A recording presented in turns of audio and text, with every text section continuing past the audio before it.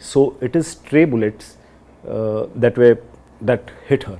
In fact, again, that was a place where both the Kukis and Meitei factions were fighting, and this lady unfortunately got killed in the process. But let me also clarify here that drones, drone is a very loosely used word. Drones, quadcopters, both are being used for various purposes, not just in Manipur but everywhere. Sir, is it correct to say that there is a lack of coordination between the local police force and Assam Rifles? You can't say that. Let's get back a little into the past. All the anti-insurgency operations that have happened with the Assam Rifle and Indian Army on one side, we also have had the Manipur police constantly by our side, due to which we've had a lot of success. But in this particular instance, the moment this happened, the police got divided on ethnic lines, as you know. So from that date till now, and let me be very honest in saying that there is no Manipur police. It is Meitei police, there is Kuki police. That's how they went into their respective areas, and that is how they have been since then. Are you saying that there are only Meitei police officers in valley areas and Kuki police officers in the hill areas? I'm not talking of officers, I'm talking of the constabulary? Yeah, constabulary. So are you saying that ethnic divide is complete? That ethnic divide is more or less complete in the police, and that was one of the problems. See, in any internal security situation, if you don't have the local police by your side, it's very difficult. You try and think of such a situation in J&K. Surely the successes that the army and the Rashtra Rifles have been getting are largely because of the police being by their side, which was not the case here. Are you saying that there is a lack of cooperation from police when it comes to Assam Rifles? It is not a question of cooperation, it is a question of they are being drawn out to their respective ethnic identity, possibly because of the pressures that are there. If they didn't go, you don't know what would have happened to their families. So it was in their own interest. I won't blame them. The situation was so volatile that they had no option but to go back to their areas where they belong to. Let me come to the moot point, sir, and then we'll go to the issues like Myanmar, foreign militants and poppy cultivation, and even drones. Why are Meiteis so opposed to Assam Rifles? Thanks, Karthik. I'm glad you asked that question, because this is something that I keep getting asked. Again, it is not after 3rd of May that they've become anti-Assam Rifle. You need to again go into the past. Everything that is happening now has a historical background, and we'll talk now only of the Meiteis. We will talk about Kukis, Nagas later as and when the questions come. But the Meiteis, they have these two these groups are still existing, the valley-based insurgent groups. UNLF, the first one raised in 1964, and then they took up arms against the Army and Assam Rifles somewhere 89 or 90. Then you have PLA, which came up subsequently again in 1978. Then you have other factions. You have the you have KYKL, you have KCP. All these are there, pre-Pak. These are all multiple factions of the Meitei groups, and historically we have been acting against them. So there is always this baggage about Assam Rifles, and all of them in some way have some connect with the civil society. And let me clarify here, it is not that all the Meiteis are against us. It is not the case. It is just that these are some groups who create a narrative that Assam Rifles is against us. There's been a major impact of this NEWS9 exclusive interview with the former Director General of the Assam Rifles. The Manipur police addressed a press conference on the escalating violence in the state and countered the ex-Director General of Assam Rifles claims, who said that no drones were used to drop explosives in Manipur. The Manipur police have clarified that drones were indeed used for explosives. Lieutenant General Nair also claimed that Manipur police has been divided on ethnic lines. It's not Manipur police anymore, but Kuki and ethnic police. The Manipur police reject this claim. Press briefing from the Manipur police.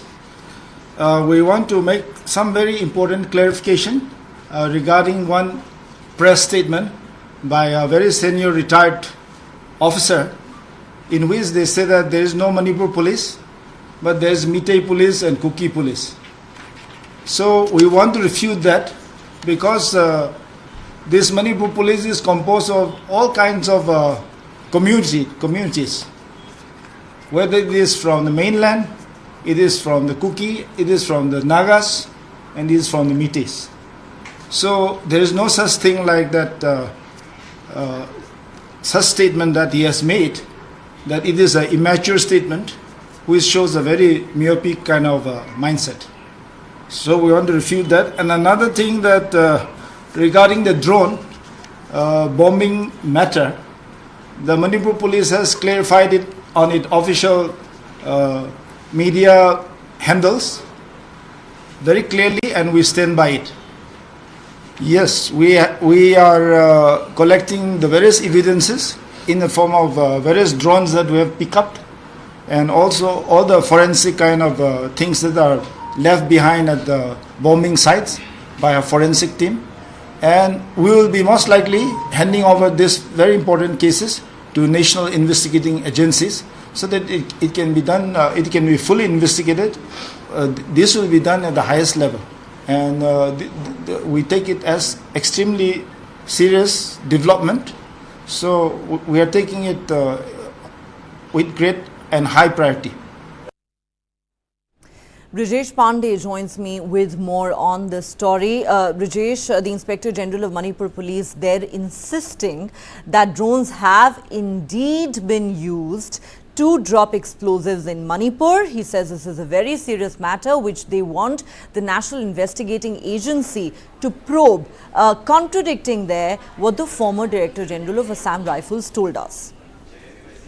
Well, absolutely. And I think, this was one of the most explosive charge which came out of the interview which was done by NEWS9 live. And the fact of the matter is that, Assam Rifles ex-DG who demitted his office, just a month and a half back, he said that he had spoken to Army, and it was very clear from that the drones were not used to drop explosive at that point of at that particular place. And he also went on to say that that the death was due to shrapnel, was due to bullet injuries and not of shrapnel, which would have resulted if explosives were used and were dropped from a particular height. Now, IG Manipur Police completely refutes that, and he says that that we are doing investigation, we are collecting all proofs, and we'll be also handing over the entire proof which we gather from the spot to NIA for more sophisticated investigation and reading into about the make and make of the explosive and how from where all this kind of explosive is available. But the way that particular interview, the 3-4 points which has been raised by Assam Rifles ex-DG, it has stirred a hornet's nest as far as Manipur Police is concerned. The way he went about saying this, that in Kotok, no explosive was dropped, it flies in the face of the kind of narrative which was there, that the drones were used to drop explosive at one particular point, because this particular assertion changes the entire complexion, the entire spectre of war theatre, of war-like situation in Manipur, and it complicates the scenario for the Manipur Police and also for the 60,000 strong central forces which are posted there. Neha?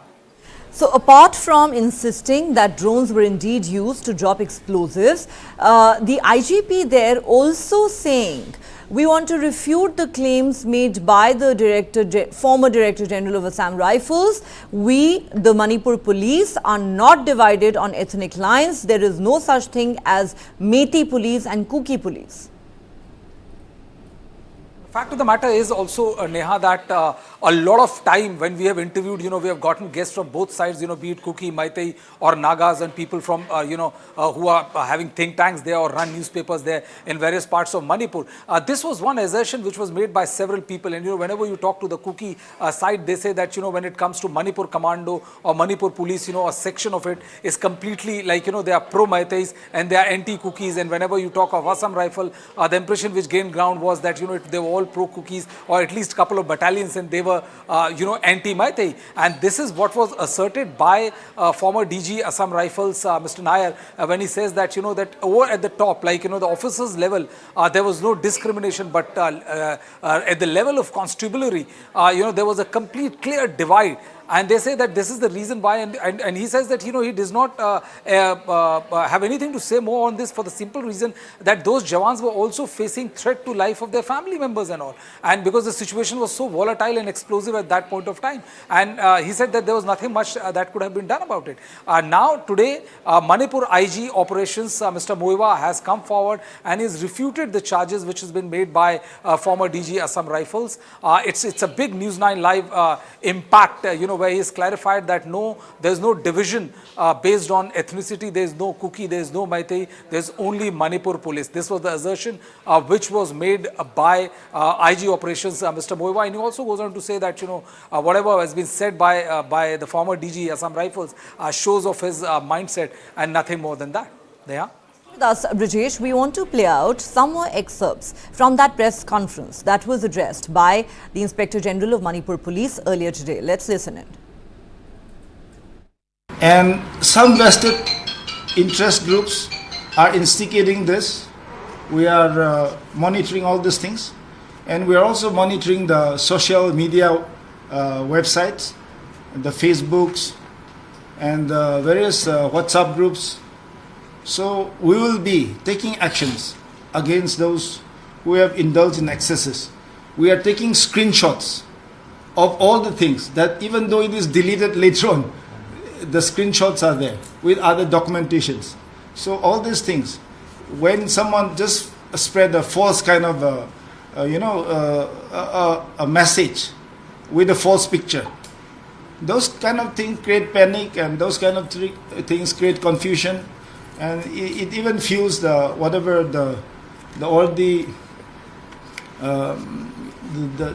charged up kind of tense situation in our society presently. So we appeal to all those social media people, users, to use it responsibly in a positive way, and not to spread false things, and not to instigate others. Right now we are studying it. It is being done by the forensic team. So we'll be later on we'll be disclosing whatever our findings at a certain later stage. Right now we would not like to comment on the preliminary kind of things, but we have received, we have recovered all those bomb fragments and all those things. So when it is sent to the forensic lab, all the chemicals that are used, all those things and many other things will be detected.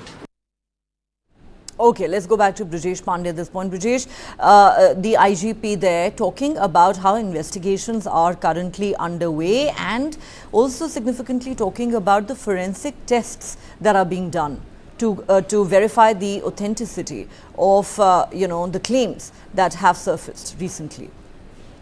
Well, absolutely, Neha. You know what, that is what is going to be extremely interesting, given the fact that the former DG Assam Rifles denies it completely. He says that he has spoken to Army top brass, and they are saying that there's no there's no explosive which was dropped by using that drone which was there, and that marks a complete 180-degree difference of opinion of what was being said by Manipur police.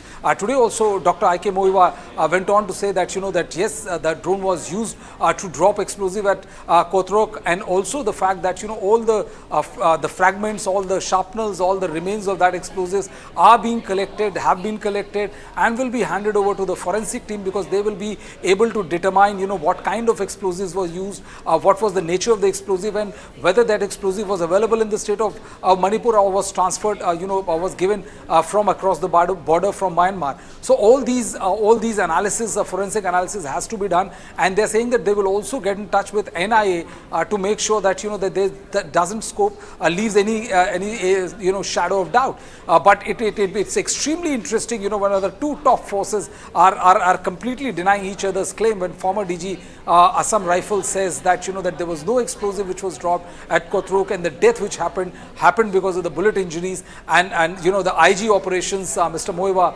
of IG operations of Manipur police completely refuting the assertion which was made by former DG Assam Rifles to an exclusive interview which has had this impact, big impact coming from Manipur headquarters.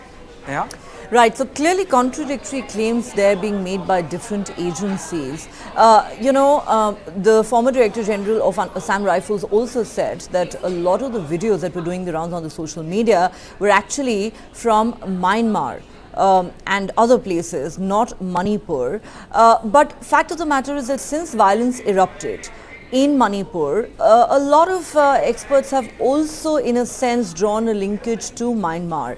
What really is the stand of the Manipur police on that?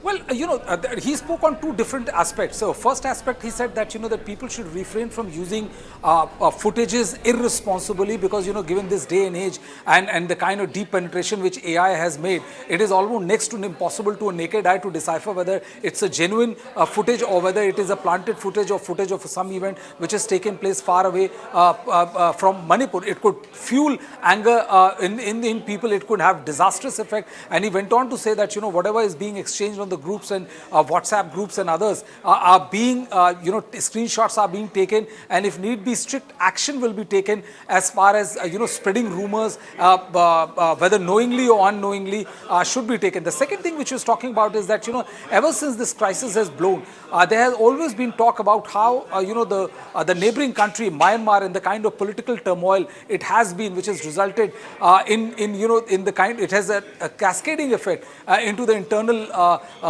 clash between the two ethnicities is concerned, and how the kind of rocket that was used, or when you're talking about the drones which are being used, and if we go by Manipur police, which was used to drop explosives, it changes the nature of the conflict which was going on in the state of Manipur. So that makes it extremely sensitive and worrisome as far as not only the Manipur police and the 60,000 troops which are there, but also to the central government.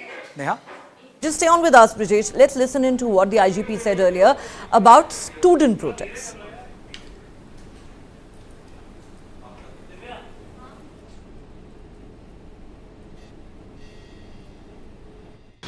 Another thing is that regarding the student protest that is going on, we want to appeal to the students that, of course, a democratic kind of rally and sit-in and all these things are part and parcel of our democratic kind of setup. But we appeal to them not to indulge in violence, because all that kind of things create unnecessary kind of problems, which cause injuries even to our police personnel as well as to the students and other civilians, and it is very counterproductive. So we appeal to the students to do it in a peaceful manner. Okay, let's also listen into more excerpts from our interview with the former Director General of Assam Rifles, PC Nair. But what about Mera Paibis, stopping the movement? Mera Paibis are an extension of the Maiti. They are part of the, again, if you see Mera Paibis traditionally, whenever we used to go against certain VBIGs, value-based insurgent groups, they would stop us. It is not only, this is not the first time, it's been happening earlier time also. Now it so happened, whenever we would go and try and stop violence between both the groups, we would be blockaded, cut off, and then all hell would break loose. Now, since you asked about this question, let me come to a particular incident. If I recollect, this happened immediately after the Home Minister's visit, which was end May, early June. A few days after that, there was this column of ours which was blocked by the Mera Paibis. Amongst the Mera Paibis, one of our soldiers recognized one of the lady to be the wife of a soldier of Assam Rifle.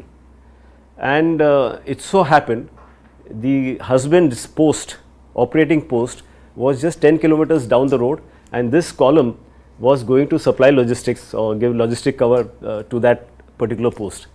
So this soldier asked this lady, "Aren't you the wife of so and so soldier?" She said, "Yes." They said, "Why are you stopping this? Don't you realize that this is going to affect your logistics of your husband's company?" She just took him to a side. She said, "I can't help it. This is societal pressure. This is a community pressure. I have to do my duty. Those 7 hours, 8 hours, I have to be here. I have to be doing this." So this is just an example. So I imagine this is what is there for most of them. They are not doing it willingly. Have Mera Paibis ever hindered operational movement of Assam Rifle? They have. At many times they have. let's take the case of what is now going around in the social media last 2 days of the CEO of 39 Assam Rifle, Colonel Akash. I know him well, he was with me. You know of this incident which happened in Jiribam. Again, let me clarify what exactly happened, because viewers don't know. Viewers have just seen a CEO being rude to women folk. Now, all videos have only a select part. The actual background to this is, there was Jiribam, like you know, is a place which is to the westernmost part. It's almost in the plains bordering Assam. And here you have people of all ethnicities. For example, Meiteis are close to 35-38%. Cookies are just about 8 to 9%. Rest are all over. Now there was a certain group of reportedly of UNLF fellows who were sitting there, or some militant group, and the Cookie groups went to attack them. Violence happened. There were close to 7 or 8 people killed. Whatever I have learnt is about 3 or 4 Cookies got killed, and maybe 1 or 2 Meiteis got killed, and 1 or 2 innocents. But when this incident happened, Colonel Akash, the CEO of 39, his post was about 4 kilometers away from where this incident happened. So he was heading towards the site where this was happened, and obviously one of the factions would have told the Mera Pabis to stop him. So he was stopped. It so happened he used to be passing on this road very regularly. He knew some of these women very well. So initially it was in a very light mood that he started conversing with them. But they got pretty offensive, and as you would have noticed in the video, 1 or 2 of them were actually pushing a CEO. Now you tell me, in which country does this happen? A colonel rank, a senior officer of colonel, a commanding officer of a unit getting heckled, getting pushed by women. Imagine something like this happening in any other country. Democracy. Okay, let's go back to Brijesh at this point. PC and I are there, defending the security forces, the Assam Rifles, in connection with some of those instances where they were accused of manhandling the women protesters, the Mera Baipis in particular. And also, he says that a lot of these women have come out on the streets in protest under societal pressure. Yes, Neha, this is something which we have been covering for the last 16 months, ever since this crisis in Manipur started, this fight between the 2 ethnicities. The role of Mera Paibis came to the fore. They used pressure to make sure that they stopped the movement of the convoys. They were heckling. There were also reports that that a couple of insurgents who were arrested by or detained by Assam Rifles and all were forced to be released by Assam Rifles under the pressure of Mera Paibis group, and this there were videos of it given by released by Assam Rifle themselves, where they're showing how Mera Paibis have gathered in large number, heckling and protesting against the force. The thing is that that the police can't use force against the women protesters, and that made their situation all the more they were caught in a bind, and that is the reason why Mera Paibis were used effectively to counter Assam Rifles. It's very interesting. The narrative is that there have always been complaints by Meiteis against couple of units of Assam Rifles. They say that they are favoring cookies, and basically they are cookie army or cookie forces, and the cookie ethnicity always had this apprehension about the Manipur police commandos, saying that they are basically not Manipur police commandos, they are Meitei commandos. Unfortunately, or as things would have it, it's just not only the Meiteis, but there are also other people from other forces who have now waded in, like Mr. P.K. Mishra, who is a regular guest at our special programs on Manipur, and he's IG, former IG BSF, and he said that yes, why not remove Assam Rifle from there and get a professional force to guard the border, which is the professional forces border security force, and also remove any unit which is there for more than 3 years. So there's a lot of churning also happening within the forces as well, where people have divergent opinion about the role of the force. But one thing is very clear: if you go by the topography, if you go by ethnicity, if you go by the kind of societal pressure which is there, the kind of the pressure and the respect they command, it's unbelievable, and it's something which is almost very unique to the state of Manipur and not in other strife-torn places in India, and that makes the challenge of the central forces all the more unique. Neha? Okay, stay with us, Brijesh. Let's play out some more excerpts from that interview and we'll come back to you. Why were the IRB centers such easy targets in the initial days? Karthik, in the initial days, what happened was when these armory got looted, the numbers in which they went to loot the armory were huge. There were many women also. The constabulary was actually overwhelmed by the sheer number, the volume of people that came. But yes, the other way of looking at it is, if they came to loot your armory, why didn't you fire a single shot? This is a question that will always remain. So, not just once, was there collusion? 4-5 times. No, there is not confusion. Collusion. Probably, sorry? Collusion. Of that I will not be able to say because I am not privy. When you have certain things with a certain degree of assurance, you heard or seen or read. Read, of course, I will not count, but if you seen or heard it yourself, only then can you say there is a collusion, of which I do not have. But the point is, one is the numbers, they were quite overwhelmed. Initial days, there were women, but like I said, why was not a single bullet fired in retaliation as are the orders for any security forces? But once a particular armory got looted, the mob possibly got motivated that they can do some more, and they did follow it up with few more armories being looted. But I mean, that is also a time when the police had totally bifurcated. They were not really preventing this from happening, but gradually as the coordination between security forces, central security forces and the police started improving, things got better.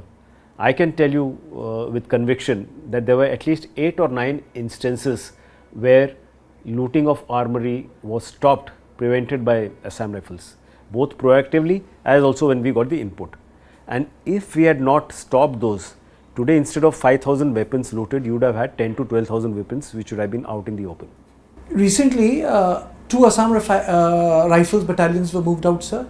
A lot of social media wars erupted over it. Why did this happen? Thanks, Karthik. I am glad you asked this question. In some way, many people have seen this as succumbing to the Meitei pressure why these 2 battalions have been removed.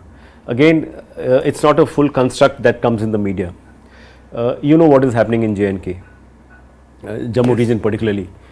We are fully committed. The Army, Assam and Rashtriya Rifles are fully committed. There is no scope of actually moving out troops from anywhere else and moving them to Jammu and Kashmir. So, there was this necessity felt of 2 battalions to go, which has been decided.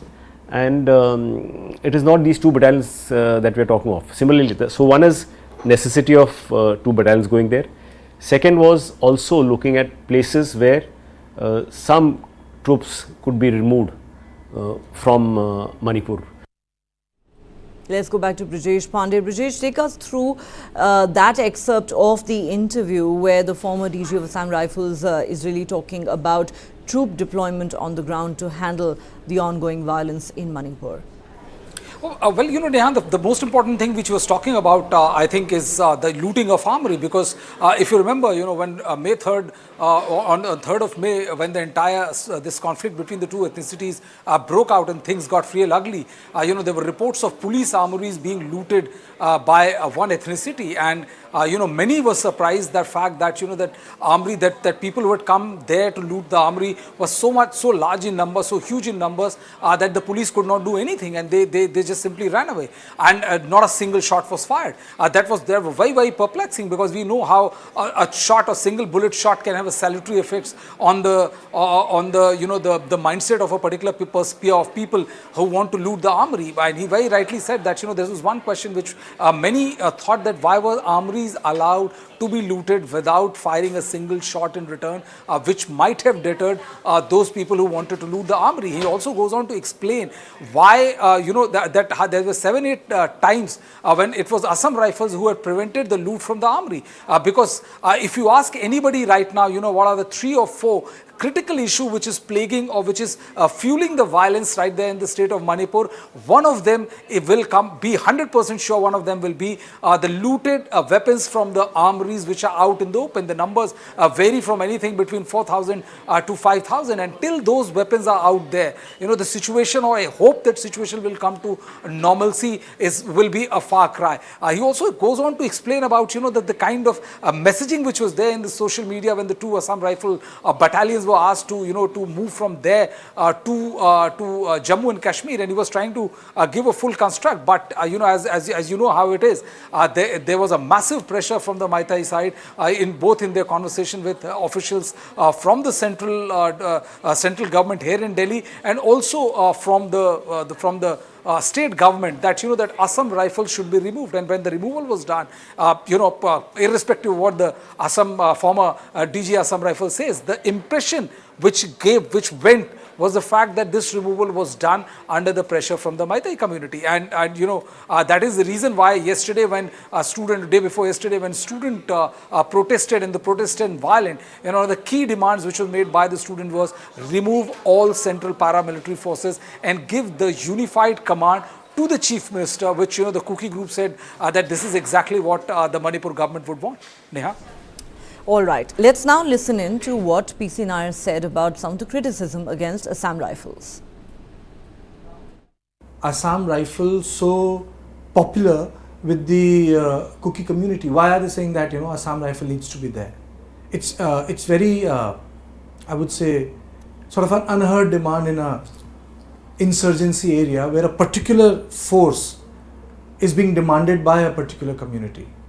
Again, your question is a little biased, in the sense, contrary to this, there are also videos, messages from the Kuki groups that we are being partial to the Metis, we are turning a blind eye towards Metis. I can give you these videos after this interview.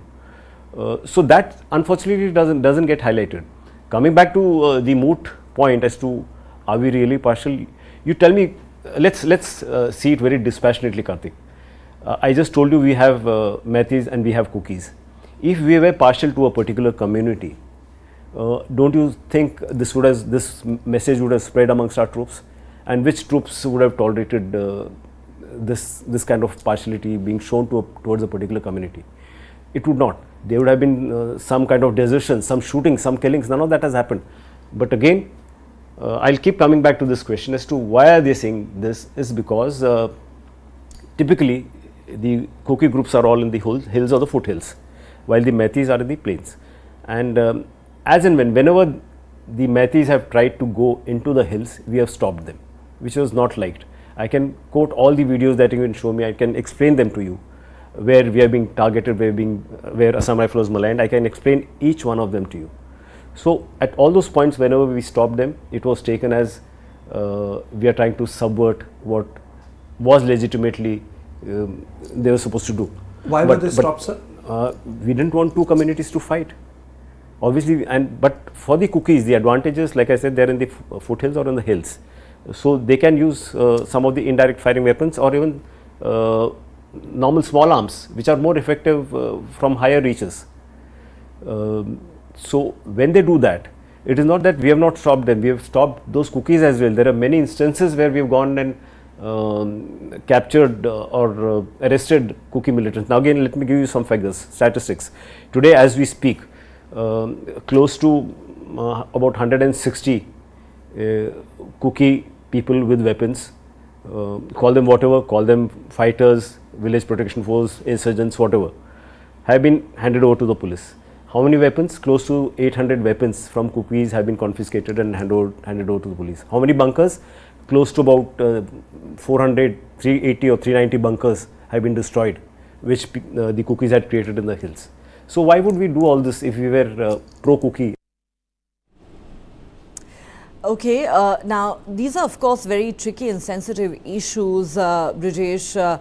The former Director General of Assam Rifles defending the role of the paramilitary force in Manipur, and also sort of refuting the allegations of bias that have been levelled against the force by some people.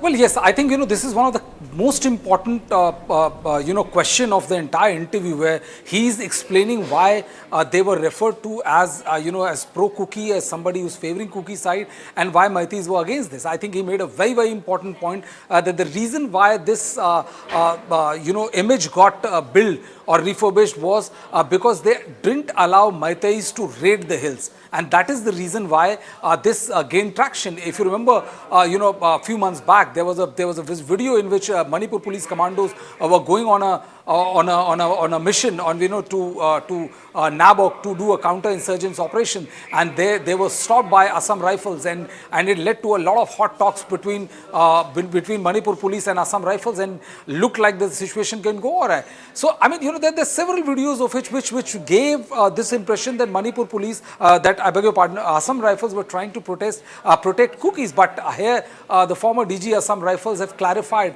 about the number of steps which they have taken, about the number of bunkers they have destroyed, about number of armed weaponries which have been recovered from them, and they also said that that their main aim was to ensure that there was no fight between the two ethnicities, between the Maitais and the cookies, and if they were not there, God knows what kind of result it would have had those two communities at that point of time fought. So basically this was he was trying to clarify, and he was also trying to remove doubts about the aspersions which were cast on the integrity of the Assam Rifles by many in the other forces, as well as the cookie community, by Maitai community. Well, certainly this is a very sensitive issue, even for the security forces there that are deployed in the violence-torn state, dealing with a rather difficult situation. Let's play out for our viewers another excerpt from that interview. Long-range missiles, rockets, drones have come into operation. How? Okay. Again, that's a topic which is very current, and let's start with drones. I mean, you say drones in, you don't even see them in J&K theatre. Now what I'm going to do here is, I want to I'll keep constantly drawing your attention to Myanmar, because that has a major implication here, and people are not realizing this because of the porous or the open nature of the border. In Myanmar itself, the Myanmar army or the junta first used drones against the Arakan army in 2020, way back in 2020. But after the change in dispensation in Myanmar in February 21, thereafter the PDF and the Three Brotherhood Alliance and all, they also started procuring drones. In the year 2022, October, if I remember, 27th October 22, is when the Three Brotherhood Alliance used drones against a Myanmar army post. They killed 5 soldiers. Used it again in November 22. They killed about 10 Myanmar soldiers. And as late as this year, this April, they used swarm drones. They used 30 drones against where? In Myanmar headquarters, army headquarters in Naypyidaw. Can you imagine 30 drones, swarm drones coming there and attacking? That's what has happened. So, because of the historical connect that people, not just on the border, but in the entire state of Manipur, you are aware of the fact that there are insurgent groups cutting across all factions, Nagas, Metis, Cookies, all of them are there. They have camps there in Myanmar. So, obviously, if drone usage has proliferated so much in a matter of 2.5 years, it's very easy for them to procure. Are you aware that there's a company, Chinese company called DJI, which delivers a drone to you at your doorstep on demand? This is happening in Myanmar. So, are you saying that the cookie militants are... No, I'm coming to that. I'm just giving you a background. Importing these drones? Yeah, I'll tell you what. When this news first came on the 1st, 2nd of this month, one of the media channels contacted me and asked me, sir, I had just read, I was not still aware of the details. Sir, are you aware that there have been drone strike? I said, I've just read. So, are you surprised? I said, I'm not really surprised, because it is quite possible, because I knew this background of it being used extensively in Myanmar, both by the Myanmar army as also by the PDF. This background I knew, and because the common ethnicity and all this open border, I said it was just a matter of time before it got used. But as I started studying, researching more, but this was what I have found out, and I didn't leave it at that. I checked it from, first I came to know from some of my friends there. I checked it from the forces on ground, the military and Assam Rifle forces. I've checked, they have confirmed. I have also checked it from the army chief, and he has confirmed that there is actually no ammunition dropped. The footage The pictures that are going around are of which place? They are of Palestine and Myanmar. I have said this in my earlier interviews also. I have about 35 to 40 videos in my mobile, all false, different countries, but what gets propagated is happening in Manipur. So I am repeating, no ammunition has got dropped. Today the entire media, print, electronic have all gone ballistic over saying the drones have been dropped, and there are many experts talking of the ramifications. Yes, ramifications will be there if drones are used. But so are you saying that there are no drones in Manipur? There are drones. I am clarifying, there are no drones which were used to drop ammunition. So if you so the blast which took place? So please read the newspapers of Manipur. Again, don't read the newspapers of the rest of the country. In one of the newspapers 3 days back, it came that woman who died in Kotruk village and her daughter who got injured were casualties of bullet injuries. Bullet, not shrapnel. If something gets dropped from top, it's not bullet, it has to be a shrapnel. So it is stray bullets that hit her. In fact, again, that was a place where both the cookies lady unfortunately got killed in the process. But let me also clarify here that drones, drone is a very loosely used word. Drones, quadcopters, both are being used for various purposes, not just in Manipur but everywhere. So what? Let's listen into what the Inspector General of Manipur Police said on the issue of drones. Yes, we are collecting the various evidences in the form of various drones that we have picked up, and also all the forensic kind of things that are left behind at the bombing sites by a forensic team. And we will be most likely handing over these very important cases to national investigating agencies so that it can be done, it can be fully investigated. This will be done at the highest level. And we take it as extremely serious development. So we are taking it with great and high priority. Let's now listen into what the former Director General of Assam Rifles said on the divide in the Manipur police along ethnic lines. Sir, is it correct to say that there's a lack of coordination between the local police force and Assam Rifles? You can't say that. Let's get back a little into the past. All the anti-insurgency operations that have happened with the Assam Rifle and Indian Army on one side, we also have had the Manipur police constantly by our side, due to which we've had a lot of success. But in this particular instance, the moment this happened, the police got divided on ethnic lines, as you know. So from that date till now, and let me be very honest in saying that there is no Manipur police. It is Meitei police, there is Kuki police. That's how they went into their respective areas, and that is how they have been since then. Are you saying that there are only Meitei police officers in valley areas and Kuki police officers in the hill areas? I'm not talking of officers, I'm talking of the constabulary? Yeah, constabulary. So are you saying that ethnic divide is complete? That ethnic divide is more or less complete in the police, and that was one of the problems. See, in any internal security situation, if you don't have the local police by your side, it's very difficult. You try and think of such a situation in J&K. Surely the successes that the army and the Rashtra Rifles have been getting are largely because of the police being by their side, which was not the case here.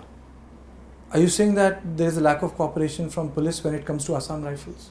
It is not a question of cooperation, it is a question of their being drawn out to their respective ethnic identity, possibly because of the pressures that are there.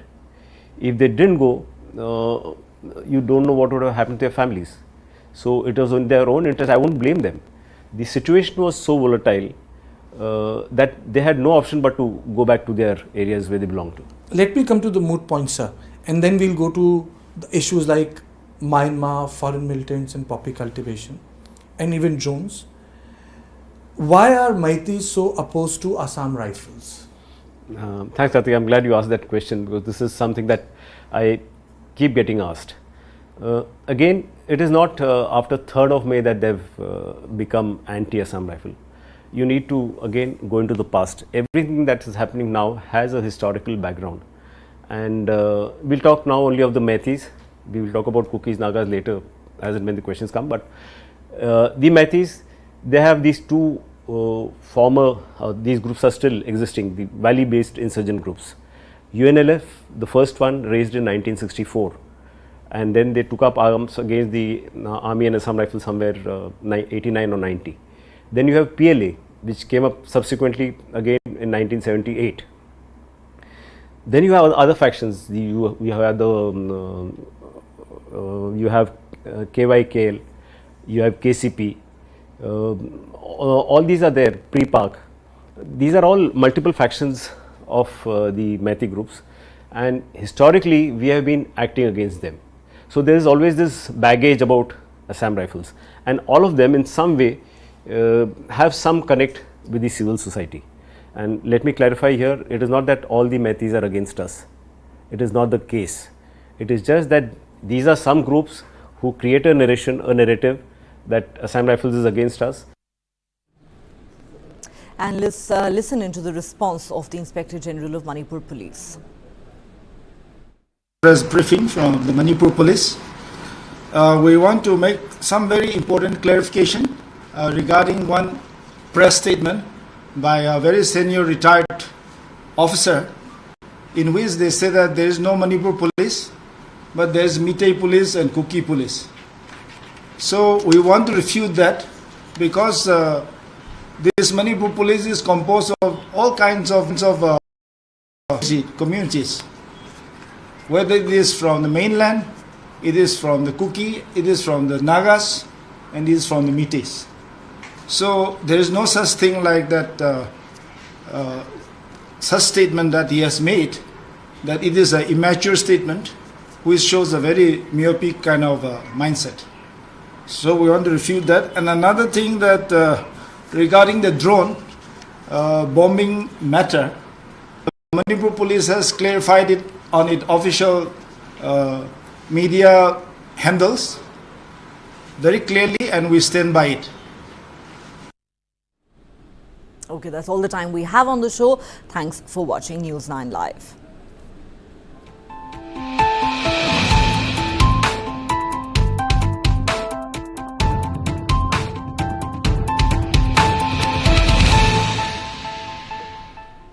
Fast. My God, isn't she your daughter? Yes. She's playing football. This is boys' game. Make her study. If she doesn't get a good job, she will get a good match. Will you win the world by playing football?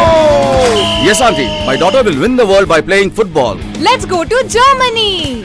World's largest football talent hunt, News9 Indian Tigers and Tigresses, in association with DFB Pokal, Bundesliga, BBB and India Football Center. Train and play matches in Europe. Register now and fly to Germany. IndianTigersandTigresses.com. Hey, careful, huh? My daddy got it from abroad. Hey, disaster! How will you pay for the loss now? In stock market, you should take risk as per your capacity and knowledge. Trade in options very carefully. Wow, Dikra! Absolutely perfect. Take risk with full understanding. सोच कर, समझ कर, invest कर.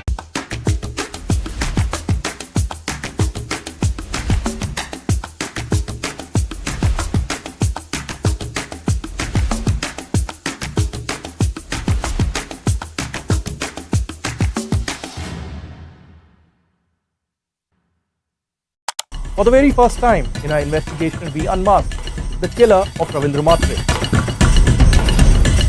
In 5G, we have